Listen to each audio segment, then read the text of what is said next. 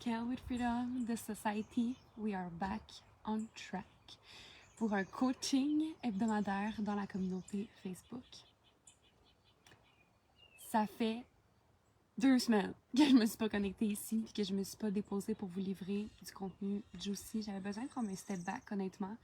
Après mon retour de New York, les choses se sont précipitées, les choses se sont vraiment alignées aussi pour moi, ce qui a fait en sorte que j'ai pas pu être là la semaine dernière. Mes excuses, but I'm back. Hello Tatiana. Si vous êtes en live en ce moment, déposez un petit commentaire dans le chat. On va voir si j'arrive à les voir. D'habitude, sur Facebook, c'est 1 fois sur 2, même 1 fois sur 5 que je vois les commentaires. Fait que si je les vois, tant mieux. Sinon, je vais les voir après. Si t'es en replay, dépose le hashtag replay dans les commentaires. Hello Tatiana. Let's fucking go. Je te vois. J'adore. Fait qu'on est sur la chance de 1 fois sur 5 que je vois les commentaires. La fois, c'est aujourd'hui. Aujourd'hui, je veux parler d'un sujet que je vois beaucoup sur les internets, puis qu'on va voir de plus en plus de gens en parler, ok? Oui, l'affiliation, vous l'avez clairement vu, est en train de take over the internet au grand complet. Les gens vont commencer à devenir partenaires avec d'autres personnes, vont faire des collaborations, vont commencer à vendre des billets pour des conférences, vont commencer à vendre des programmes de d'autres personnes, des services, des plateformes, whatever, des produits, peu importe qu'est-ce que c'est. Puis je veux juste que vous sachiez que c'est pas quelque chose qui est nouveau, ok?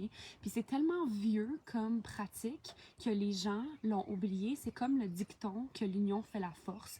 C'est un dicton tellement, tellement, tellement vieux que les gens l'oublient. Puis à un certain point dans notre vie ou dans le cycle dans lequel on est, c'est des phrases qui vont revenir ou des concepts qui vont revenir. Puis en ce moment, dans l'industrie en ligne, dans l'industrie de tout ce qui est infoprenariat, donc les gens qui déposent des informations, qui coachent les gens, qui accompagnent les thérapeutes, etc., ceux qui ont vraiment des business en ligne, on a des cycles également, puis le cycle de l'affiliation va revenir. Et je veux te raconter une histoire, en fait, qui va probablement très te parler, parce que c'est un sujet, l'affiliation, qui est très touché, parce que ça vient réveiller des blessures en nous profondément enfouies. Puis reste ici, genre continue à me suivre parce que tu vas comprendre pourquoi je te dis ça, parce que là, tu dois être genre, what the fuck, Val, comment que l'affiliation peut venir créer genre des traumas à l'intérieur de moi ou les venir les réactiver, tu sais, tu vas comprendre, ok? Quand j'ai commencé à vendre de l'affiliation, que j'ai commencé à faire de l'affiliation, puis d'implémenter ce modèle d'affaires-là dans mon propre modèle d'affaires, ok? C'était en 2023 parce que j'étais une adjointe virtuelle et que j'ai dû migrer plusieurs de mes clientes sur des plateformes comme System.io, ok? Au début, ça a vraiment été ça, l'affiliation, c'était parce que je vendais System.io, parce que mes clientes l'utilisaient et je savais que je pouvais faire de l'affiliation avec eux. Puis je me disais, bon, je vais me créer un compte, puis je vais mettre toutes mes clientes sur System.io avec mon lien affilié. Fait que c'est comme ça que j'ai commencé à faire de l'affiliation parce que ça a répondu à un besoin que j'étais pas capable de deliver par moi-même. Dans le sens que le besoin de mes clientes, c'était d'avoir une plateforme où est-ce qu'elles pouvaient avoir leur page de vente, leur newsletter. Là, j'espère que vous m'entendez bien. Anyway, je pense que Tatiana, tu me l'aurais dit dans les commentaires.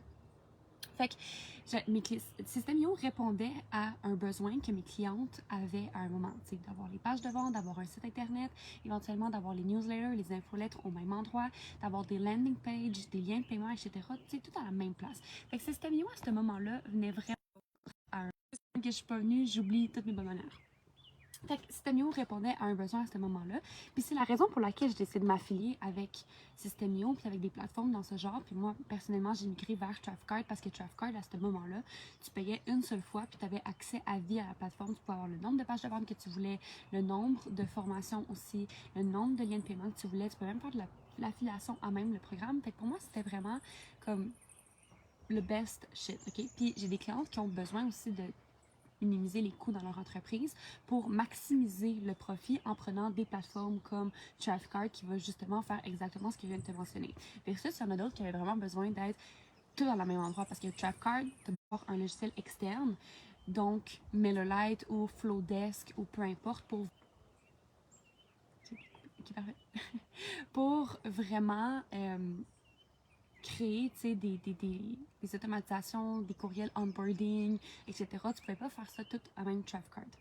Ouais, ça saute, c'est ça que j'ai pu comprendre. Là, je pense que c'est revenu. Je pense que c'est revenu. Ça, j'ai plus la notification. On va continuer sur notre lancée. Ok, je pense que on est OK. On est OK. on est OK. Fait que tout ça pour dire que je me suis commencé à m'affilier à des programmes, pas des programmes, à des services, des produits, tu sais, comme un planificateur EFIC, des choses qui viennent vraiment répondre, yes, on est OK, qui viennent vraiment répondre à un besoin que personnellement, j'étais pas capable de deliver. Parce que, to be honest, quand j'étais adjointe virtuelle, il n'y avait aucune chance que je crée, puis même encore aujourd'hui, que je crée un logiciel pour héberger des sites web, pour héberger des pages de vente, des liens de paiement, faire de l'affiliation. Aucune chance que je mette en place un logiciel comme ça. Je sais pas comment, c'est pas quelque chose qui m'intéresse, c'est pas quelque chose que j'ai envie d'apprendre, c'est pas quelque chose qui m'est utile non plus dans ma vie. Fait qu'il y avait aucune chance, tu sais, que je commence à deliver quelque chose puis que je mette en place quelque chose d'aussi grand sans les compétences, tu sais. Puis je ne voulais pas les apprendre. Fait que c'est comme ça que j'ai commencé à m'affilier à des produits qui deliver quelque chose à ma clientèle que moi, j'étais pas apte à fournir et qui emmenait une plus-value. C'est là que j'ai commencé aussi à faire une bibliothèque de tutoriels pour System.io pour que les gens puissent avoir un certain accès à moi pour poser leurs questions pour la plateforme, etc. Fait que tu vois ici que quand tu t'associes avec des gens, avec des services, avec des produits, ça doit être quelque chose que toi, tu n'es pas capable de deliver ou que tu n'as pas envie de deliver et ou quelque chose qui va emmener de la valeur ajoutée à ta cliente. C'est comme ça que l'affiliation fonctionne. C'est un produit que tu ne délivres pas, qui va être deliver pour toi et qui emmène une valeur ajoutée. Ceci étant dit, quand je pense que mon parfum attire vraiment beaucoup les mouches. Bref, ça va être ça tout l'été.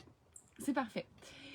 Quand j'ai commencé en septembre l'année dernière, par exemple, pour m'associer avec Freedom Queen Live, puis commencer à vendre des billets, c'était pour ajouter de la valeur à ma clientèle, pour leur donner une occasion de se rencontrer en vrai, pour leur donner une occasion aussi de participer à une conférence, d'écouter des speakers, de vraiment vivre une immersion que personnellement, je ne me vois pas deliver pour le moment. Je dis pas que je ferai jamais de conférence. Je dis vraiment pas ça parce que probablement que je vais en faire une à un moment ou à un autre. Mais je me voyais pas créer une expérience aussi grosse, tu sais. Avec le V-Note, vous le savez, le Freedom Queen, la première édition, ça a vraiment été insane. Je m'aurais pas vue, avec l'expérience que j'avais, deliver quelque chose comme ça. Fait que c'était une belle occasion pour moi de emmener des clientes dans ce processus-là, puis dans cette expérience-là, en ajoutant mes propres bonus. Et quand il y a eu Femme Visionnaire Live, j'ai tout de suite sauté sur l'occasion, puis j'ai écrit à Val. J'ai dit, Val, est-ce que ça va faire un programme d'affiliation? Parce que je savais qu'elle était coachée par Bridget, et je me disais, of course, qu'il y a probablement un programme d'affiliation qui va être sorti. Puis elle m'a dit oui, puis on a eu un deal, j'ai eu mes liens de paiement, j'ai commencé à vendre des billets, etc. Et est-ce que vous savez qu'est-ce qu'on m'a dit? Véridiquement parlant, là, genre on m'a vraiment dit ce genre d'affaires-là. Deux choses. Premièrement, tu devrais pas parler des offres des autres comme ça. Comme j'ai parlé, mettons, de Femme Visionnaire Live. On m'a vraiment dit ça. Et je comprends tout à fait d'où est-ce que ça vient. Je comprends tout à fait d'où est-ce que ça vient. OK? Don't get me wrong. Fait qu'on m'a dit, tu devrais pas faire ça. Puis on m'a dit, non, personne m'a dit, tu devrais pas faire ça parce que tu rends les autres riches au lieu de te rendre riche. Je peux comprendre d'où est-ce que ça vient parce que là, on parle de richesse en termes de money. Mais promote un événement comme ça me rend riche à tous les niveaux. Oui, j'ai des commissions, je ne vais pas vous le cacher. Of course que j'ai des commissions, c'est pour ça aussi que je crée des bonus. Mais avec les commissions que je fais, là, je veux dire, je me paye pas tant que ça. Je prends peut-être 3% de mes commissions pour les mettre dans mon profit. C'est un autre sujet dans mon système. J'ai un système, genre, pour vraiment faire en sorte que ma business est profitable, clairement.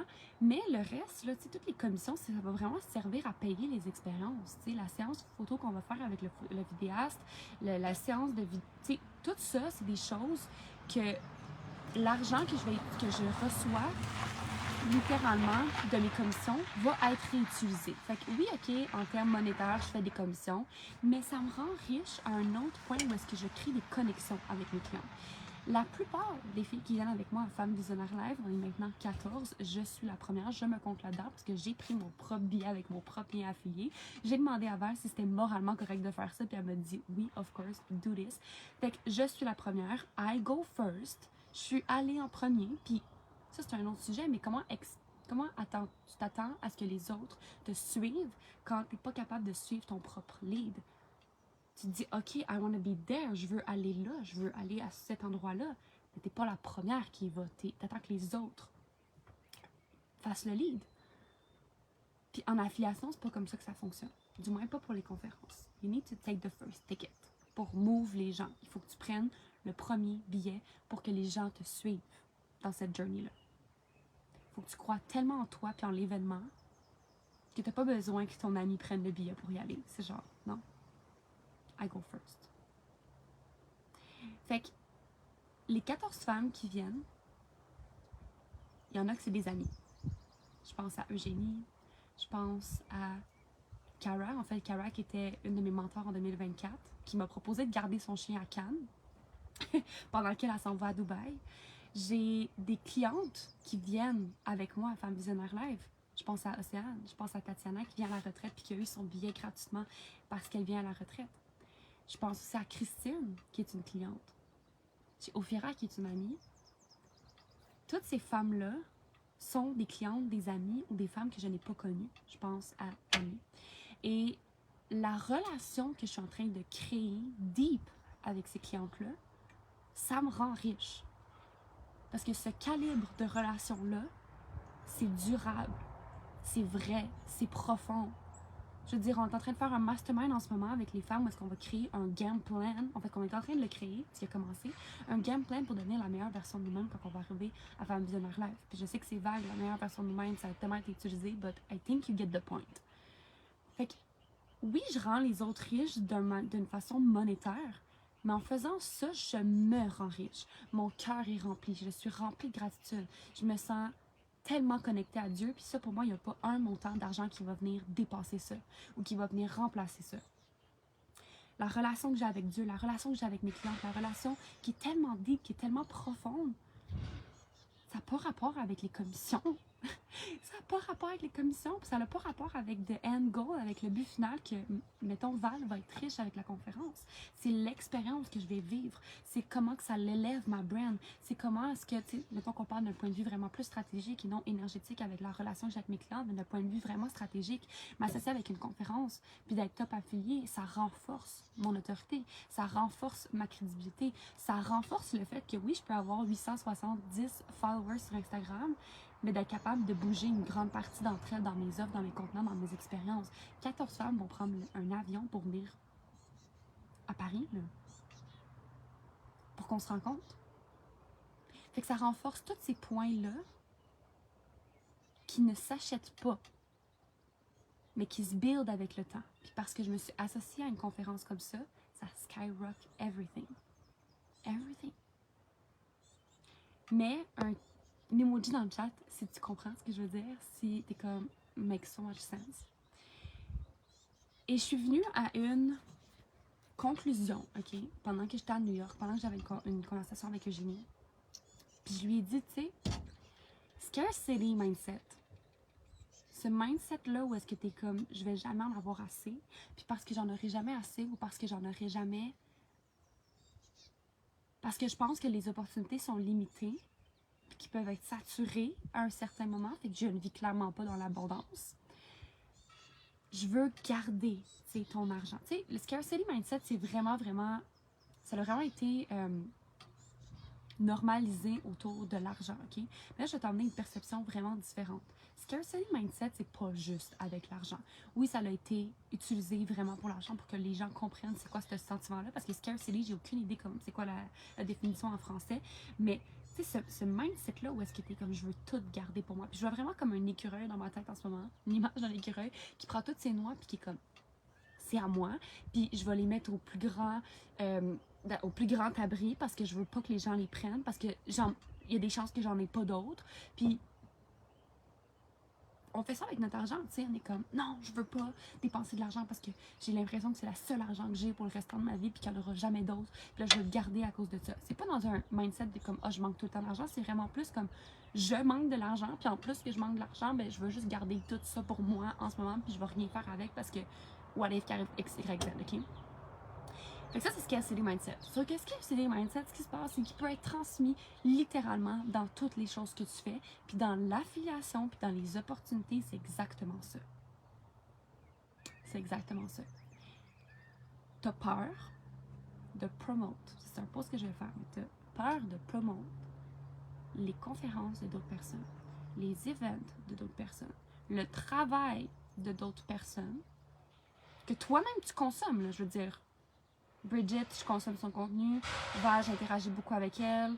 Je suis dans aucun de ses contenants, mais je vois la personne qu'elle est, puis je l'ai rencontrée à Freedom Queen Live, puis such a great heart, tu sais, vraiment un beau cœur. C'est une go-getter, elle rejoint des valeurs qui sont similaires, la vision, etc. Que quand tu consommes ce contenu-là, puis que tu veux pas en parler out there, ok? Maintenant, quand tu es une coach business ou quand tu es whatever, consultante ou peu importe, puis que tu ne veux pas parler du travail de tes mentors, puis que tu gatekeep, ce qui est littéralement scarcity mindset, tu sais qu'est-ce que ça me dit? Ça me dit, parce que, juste petite parenthèse, j'en ai 10 de mes clientes dans I Made It Me avec Bridget, ok? Puis oui, il y a une partie de moi, genre, il y a un mental qui est comme, tu devrais pas faire ça, ils vont partir avec Bridget, Bridget est meilleure que toi, nanana. Est-ce que c'est vrai? Non. Est-ce que c'est parce que c'est faux que ça n'existe pas? Non plus. C'est des pensées qui sont là, qui arrivent. Puis quand tu t'associes avec des brands, ou quand tu t'associes avec des conférences, ou avec des personnes qui ont une plus grande audience que toi, ça se peut, c'est des peurs qui arrivent. Mais c'est, comme je te disais au début, l'affiliation va venir réveiller des traumas à l'intérieur de toi.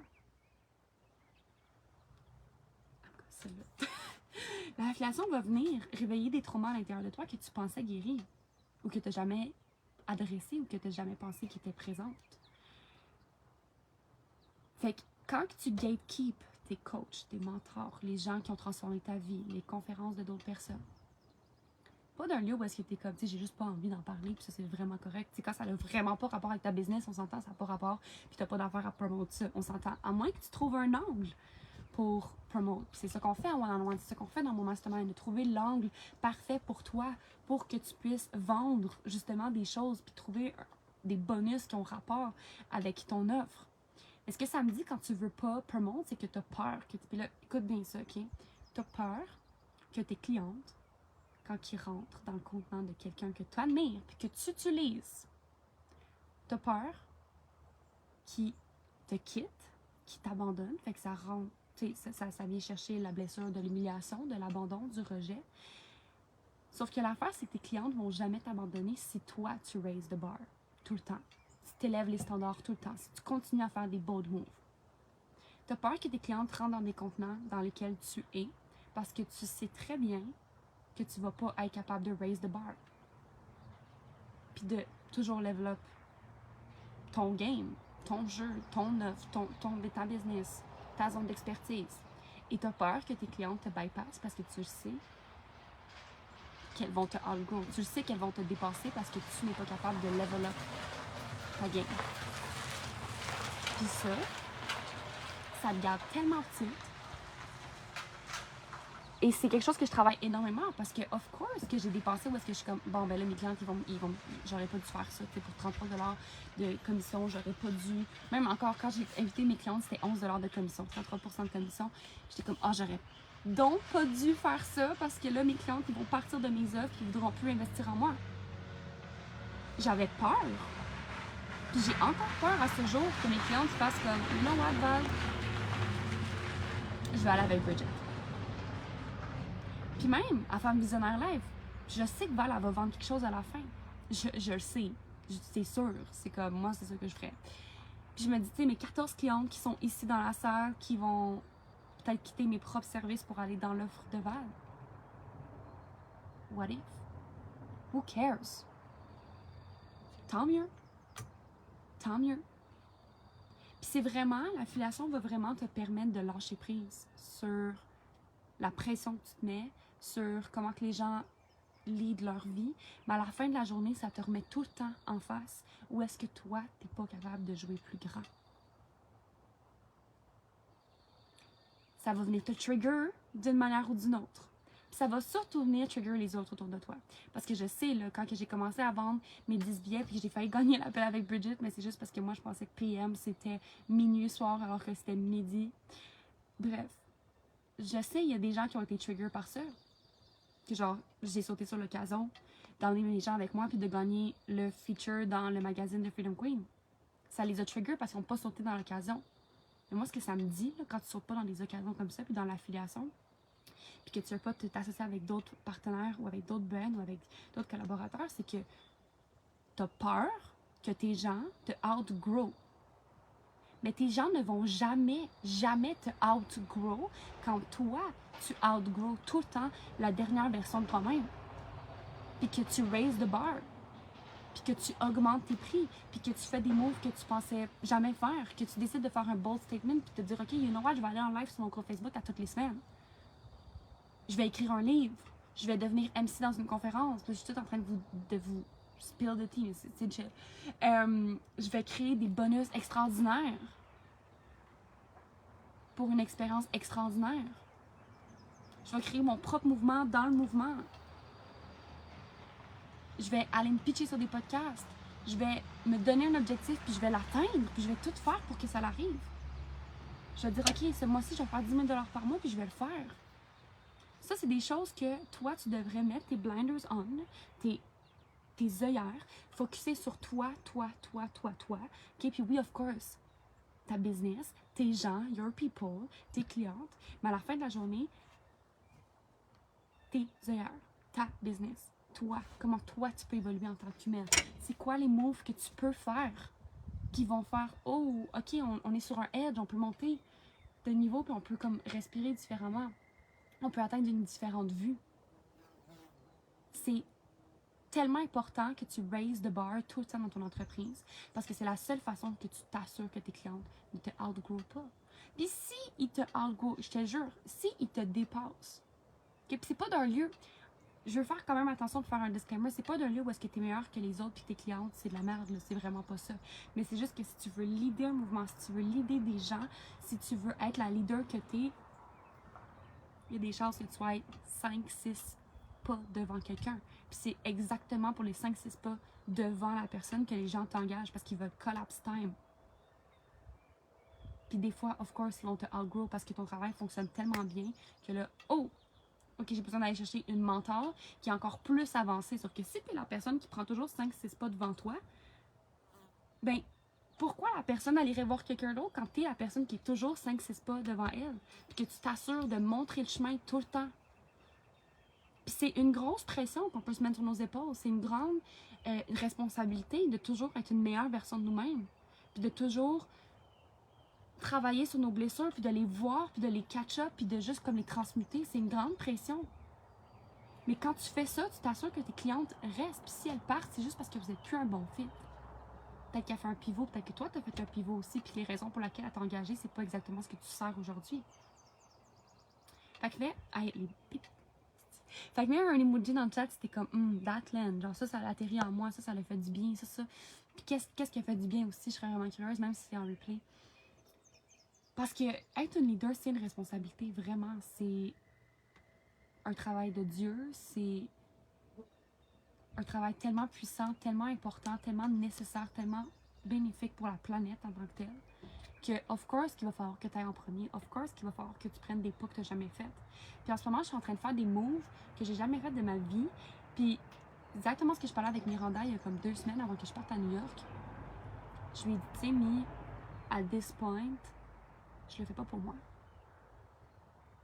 Je le fais pour toutes ces femmes qui me regardent, puis que je les inspire d'une manière ou d'une autre, ou que je les aide d'une façon ou d'une autre, ou que peu importe ce que je fais, ils sont comme « Oh my God, tell me more ».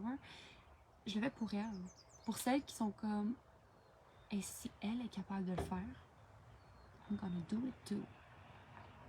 Je le fais pour ces personnes-là. Puis c'est ça être une leader, c'est d'arrêter de sortir un peu là, de l'équation, puis de faire les choses pour tes gens. Puis tes gens vont continuer d'être tes gens quand tu vas continuer de raise the bar puis d'être la leader que t'es non-stop. Parce que si tu fais pas ça, tes gens ne seront plus tes gens vont devenir les gens d'autres personnes.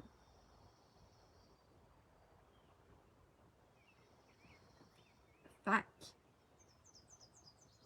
si il y a quelque chose qui a land à l'intérieur de toi, peu importe, dans l'appel, dépose ça dans le replay. J'ai vraiment hâte de te lire. Si tu veux venir à Femme Visionnaire live avec moi, let's fucking go. Est-ce que tu peux être la 15e personne? We'll see. Écris FVL si jamais tu veux t'inscrire. Ou DM-moi sur Instagram, ça me fait le plus grand des plaisirs. Puis sur ce, I love you. I want to see you win. Truly, je veux vraiment que tu gagnes. Si je gagne, tu gagnes. Si tu gagnes, je gagne. This is the part of the process. Genre, c'est ça la beauté de la chose. C'est pas je gagne puis tu gagnes pas. C'est genre je gagne, je monte de pas, je monte d'échelon puis tu viens avec moi. You are coming with me. So I love you. I want to see you win. Puis on se voit la semaine prochaine dans un autre live hebdo. I love you.